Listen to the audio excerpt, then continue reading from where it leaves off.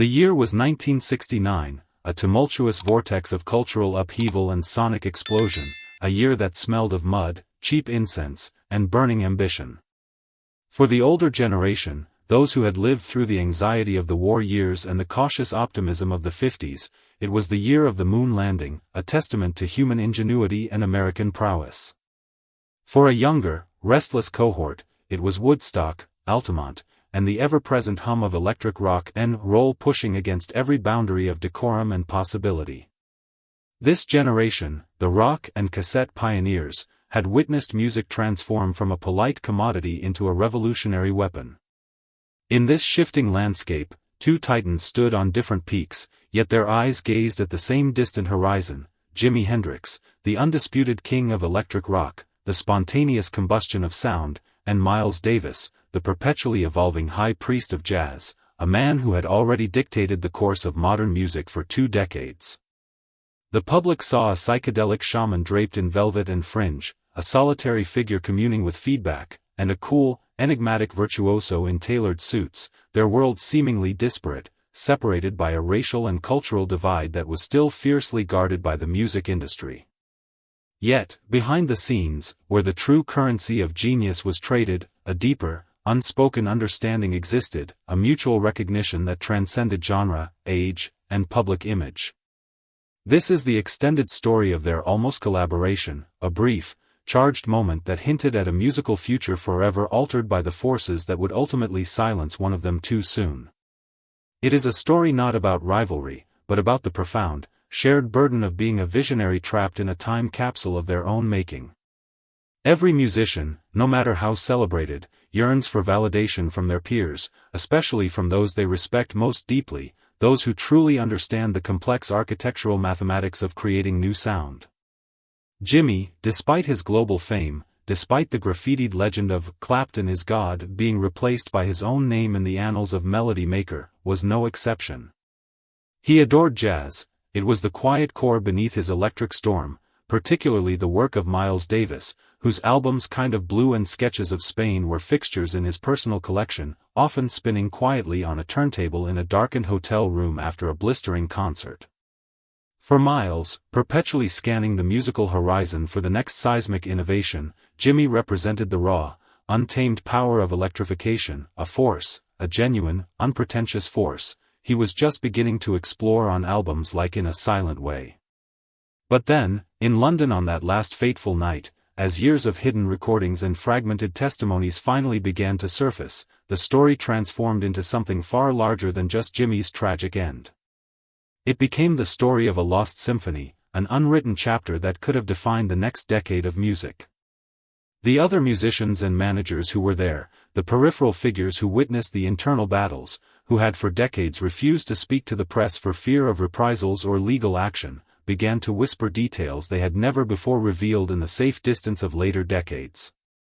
3 signatures, 1 humble bottle of Vesperac sleeping pills, and a locked hotel door would ultimately determine how the history of rock and roll, and its relationship with jazz, would be written.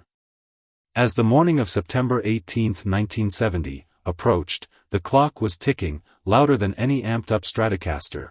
Within hours, Jimi would either finally achieve the creative and financial freedom he craved, the ability to make his own Miles-esque sonic leap, or his name would be sealed forever into an irreversible, dark mythology. His artistic journey halted mid-phrase.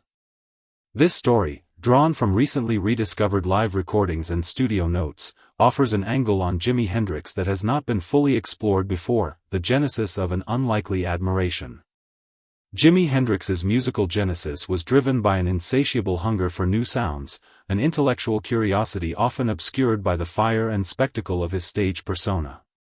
While his public face was rock and blues, a heritage immediately accessible to the masses, his private world was saturated with the complexity of jazz.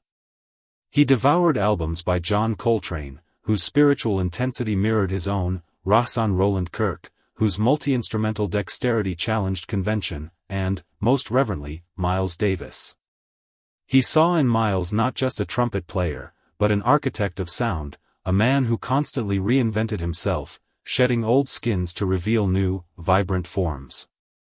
This was a philosophy Jimi shared, the idea of constant, painful evolution, even if his medium was the distorted, feedback-laden electric guitar. Perhaps you, too, spent your youth in a small room, rewinding a Jimi solo on a scratchy cassette tape again and again, trying to unlock the impossible secret of his sound, just as he had studied the intricate phrasings of a Miles Davis trumpet, realizing that both men were speaking the same emotional language through different dialects. The guitar that Jimi played was a deliberate rebellion against the technical conformity of the era. His unique sound, often mislabeled as simply loud, was in fact a highly controlled, sophisticated use of texture, tone, and feedback. He utilized the equipment, the Marshall stacks, the Vox wah pedals, the fuzz face, as musical instruments in themselves, not just amplifiers. This was not noise to Miles Davis, it was a new, powerful vocabulary, a recognition that the amplifier was now a legitimate component in the composition.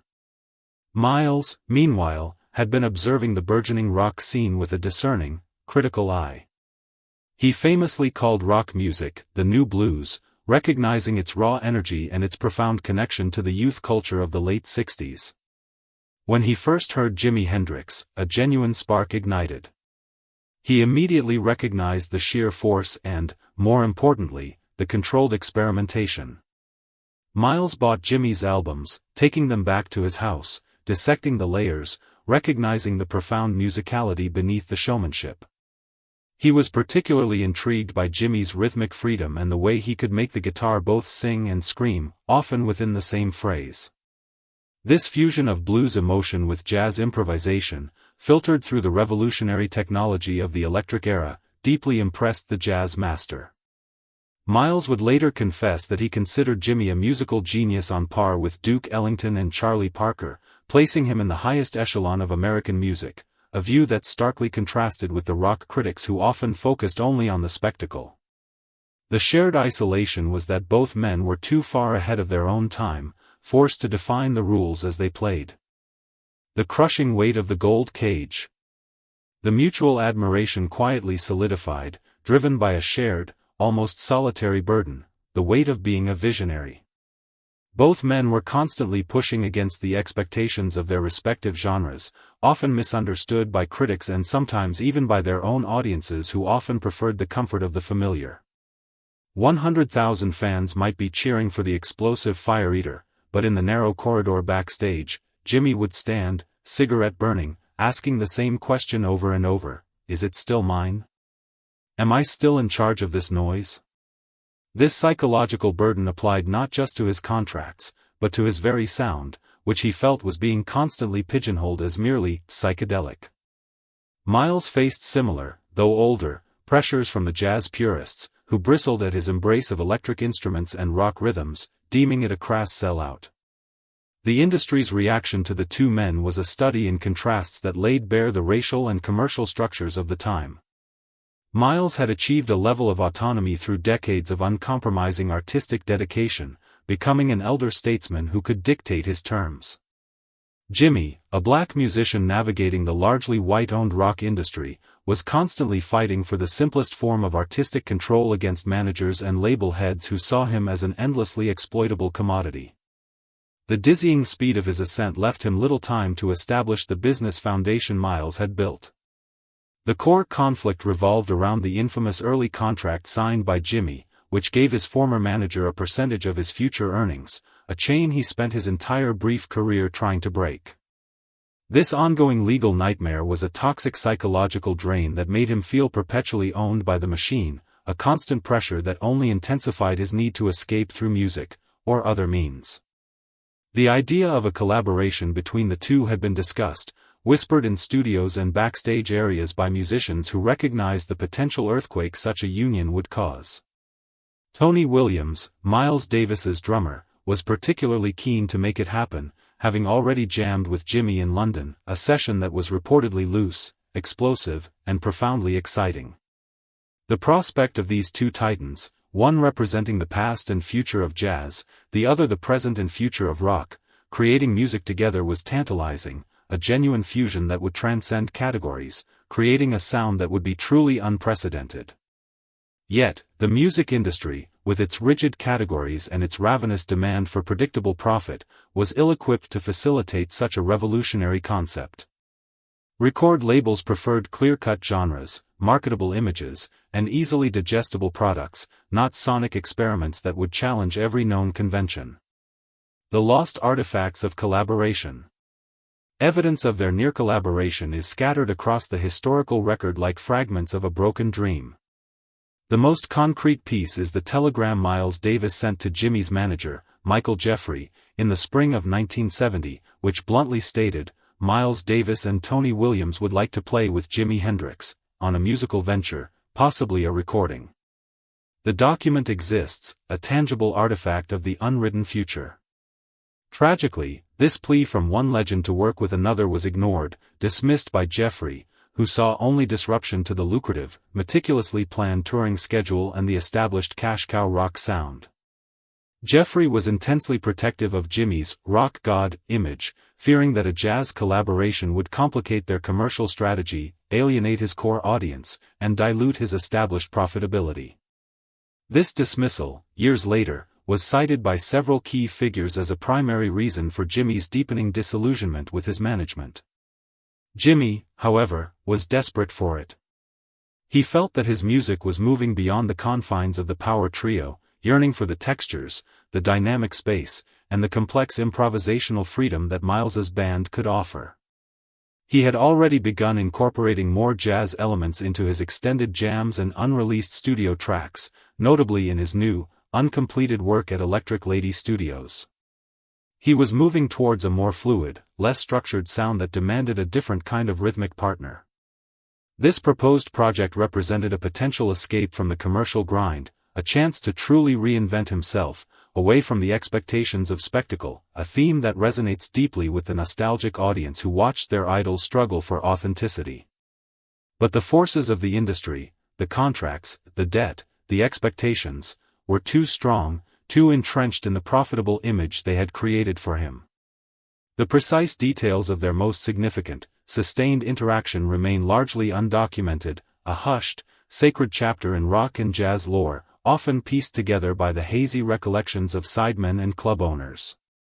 Accounts place them together on several occasions in late 1969 and early 1970, often in private settings in New York, not in the glaring spotlight of a concert hall, but in the subdued, smoky refuge of a Greenwich Village green room or a late-night diner. One particularly vivid anecdote, often recounted by Miles Davis's former bodyguard, describes a night where they were observed in deep conversation, far from the madding crowd. The atmosphere was charged, not with musical energy, but with the quiet, intense focus of two men who understood the extreme pressure of their historical positions. This was not a jam session. It was a rare meeting of minds, a direct exchange between two artists who understood the profound, bone-deep loneliness of being a visionary. Miles, already a seasoned veteran who had navigated the pitfalls of the music business since the age of 19, understood the shark-infested waters Jimi was navigating. He had seen countless talents consumed by the demands of contracts, tours, and the relentless pressure to produce new, marketable material. He watched Jimi, already visibly tired, his flamboyant clothes concealing an inner exhaustion, carrying the weight of the world on his slender shoulders. His eyes, usually alight with manic stage energy, often held a weary, distant look when the amp volume was zero. Their conversation, pieced together from various, often conflicting, accounts, likely revolved around more than just music. It delved deep into the machinations of the record labels, the financial perils of management. Miles had fought and won control of his masters, Jimi was losing the fight for his, and the constant battle to maintain artistic integrity in the face of commercial greed. Miles, with his characteristic bluntness and world-weary wisdom, probably offered stark warnings about the pitfalls of long-term contracts and the absolute necessity of owning one's intellectual property. Jimi, a listener more than a talker in private settings, absorbed this counsel like a dry sponge. Jimi had confessed his deep-seated frustrations with his manager, Michael Jeffrey, who he felt was prioritizing money and spectacle over his artistic development and personal well-being. He spoke of the suffocating feeling of being trapped in a golden cage, where every note he played, every performance he gave, was owned and exploited by someone else. The guitar was no longer just the instrument of Jimi's freedom, it had become part of a silent, consuming cycle that was slowly depleting his body and his memory, a feeling Miles understood from his own battles with the restrictive jazz establishment. He yearned for the control Miles had, the hard-won ability to dictate his own terms and explore new musical landscapes without constant, intrusive interference from agents and accountants. Miles, having achieved that autonomy through decades of uncompromising dedication and legal skirmishes, saw a younger version of himself, but one caught in a far more ruthless and rapidly accelerating commercial whirlwind. He saw the genuine, beautiful ambition in Jimi's eyes, but also the dangerous naivete regarding the business side. The conversations between them were a rare sanctuary for Jimi, a private space where he could speak openly about his deepest artistic fears and his radical ambitions with someone who truly understood the sound inside his head, not just the money it generated. The love letters written by one of the women who drifted in and out of his life slid under his door during the darkest days of his career, a fragile lifeline of genuine human connection he often couldn't grasp, much like the elusive grasp of true artistic control he sought from Miles's mentorship. These moments of intimate dialogue with Miles were perhaps the closest he came to finding an elder statesman, a trusted guide through the labyrinth of fame. He was surrounded by sycophants and businessmen, but Miles was a rare peer who spoke the language of genius and survival. Miles understood the specific racial component of their struggle, the pressure on black artists to constantly prove their worth in spaces primarily controlled by white executives. He knew that for Jimi, the fight for creative control was intrinsically linked to the fight for personal dignity and autonomy. His confession to his closest confidants about a long-hidden childhood memory was, in reality, the true starting point of his emotional breakdown, suggesting a deep-seated need for control that the chaos of his career, and the lack of a strong mentor like Miles, denied him. The idea of a direct collaboration, a joint album between Hendrix and Davis, remained the greatest what if in modern music history. Miles had explicitly expressed his desire to work with Jimi, and in the months before Jimi's death, both men were actively recording music that was pushing their respective boundaries into a new, electric fusion territory. Jimi was working on tracks like Freedom and Isabella, songs that contained far more complexity and compositional depth than his earlier hits, reflecting his internal growth. Miles was deep into the sessions that would become a tribute to Jack Johnson, an album drenched in electric guitar and rock rhythms, essentially a sonic love letter to the power and energy that Jimi represented. The convergence point, the moment the collaboration should have crystallized, occurred during the planning for Miles Davis's appearance at the Isle of Wight Festival in August 1970. Jimi was also slated to headline this massive, final festival of the counterculture era. This was the moment for the fusion to ignite, yet it was tragically averted. The opportunity was presented when Miles's people reached out, fueled by the jazz master's genuine excitement to share a stage with Hendrix. The plan was not just to meet, but to have an impromptu jam or a brief, symbolic collaboration on one of the main stages. Miles's manager or promoter sent the now infamous telegram in the spring of 1970, which bluntly stated, Miles Davis and Tony Williams would like to play with Jimi Hendrix, on a musical venture, possibly a recording. This document, a fragile artifact of a lost future, represents a definitive turning point. It was dismissed, not by Jimi, but by Michael Jeffrey, his manager. Jeffrey, who viewed Miles's music as too complicated and unmarketable to Jimi's stadium audience, saw only disruption to the lucrative, meticulously planned touring schedule and the established cash cow rock sound. Jeffrey was intensely protective of Jimi's rock god image, fearing that a jazz collaboration would dilute the brand, alienate the core demographic, and jeopardize the revenue stream required to pay off the accumulating debts from Electric Lady Studios.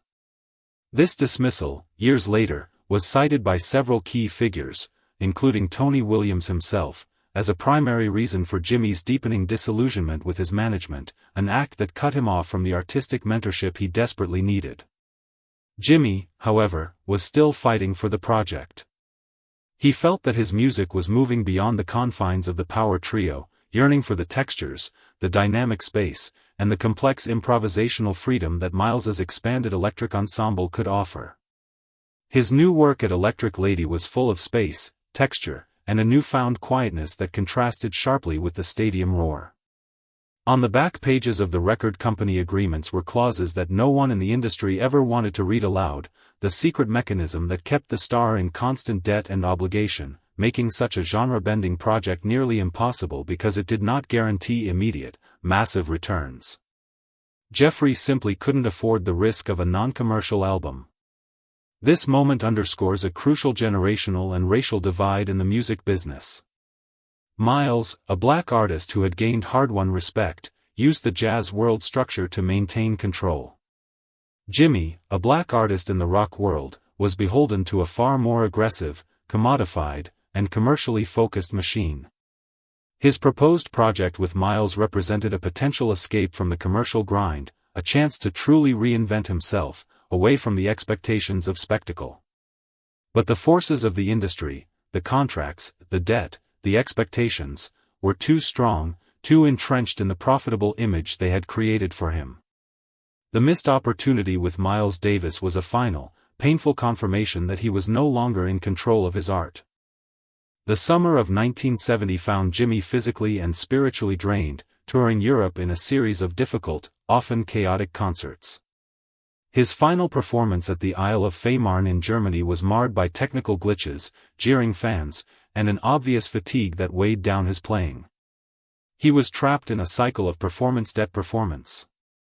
When the spotlight hit him, Jimi sometimes felt for the first time that his fingers were not entirely his own, that the music was being played through him by a force he no longer controlled, a feeling that collaboration with a strong artistic figure like Miles might have helped alleviate. He was exhausted by the relentless demands for the "Wild Man of Borneo" act that the media and management insisted upon. The last week of his life in London was marked by a desperate search for quietude.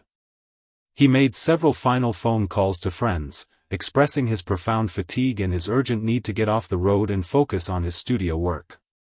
The Electric Lady project had cost him millions, and the only way to repay it was to keep touring. He was caught in a classic entrepreneurial trap, building an escape that only created more chains. The night of September 17, 1970, in the Samarkand Hotel apartment, was the culmination of these pressures. That single final night would prove to be a breaking point that would forever change how the rock music industry viewed the artist and the physical toll it took on their being, forcing the spotlight onto the ugly side of the business. Jimi Hendrix died in the early hours of September 18, 1970. His death was a tragedy shrouded in confusion, conflicting reports, and the ugly silence of unanswered questions. The official cause was asphyxia due to aspiration of vomit while intoxicated with barbiturates. The subsequent investigations and debates about the timeline, how many pills were taken, when medical assistance was called, and why the room was locked, have only deepened the mystery and cemented his place in the mythological 27 Club. The doctor's reports, the manager's cryptic silence, and the conflicting accounts of the last phone calls were, for a long time, only alluded to, creating a deep, unsettling silence around the actual facts, and obscuring the deeper artistic struggles Jimi faced, struggles Miles had warned him about. The immediate aftermath saw the music world stunned. Miles Davis was profoundly affected. He saw the death as not just an accident, but an inevitable consequence of the exploitative, unrelenting machine that had consumed one of the greatest talents of the age. He recognized that the music world had lost not just a rock star, but a genuine musical prophet whose journey was far from complete. He later remarked, with his characteristic laconic sorrow, that Jimi was an artist too pure for the business of rock and roll. Miles, a survivor, had learned to play the industry's game on his own terms. He was a master of reinvention, moving from bebop to cool jazz, to modal jazz, and finally to jazz rock fusion with Bitches Brew, an album released in 1970 that explicitly embraced electric instruments and rock rhythms, very much in the spirit of Jimi's explorations. In the years that followed, Miles Davis continued to innovate, but he did so carrying the shadow of Jimi's loss. He explicitly incorporated more of the rock sensibility, the electric intensity, and the rhythmic urgency into his own groundbreaking work, forever changing the landscape of jazz. His album, a tribute to Jack Johnson, 1971, with its extended, electric guitar-driven jams, is widely seen as Miles's posthumous collaboration with the spirit of Jimi Hendrix, the music they never got to make together.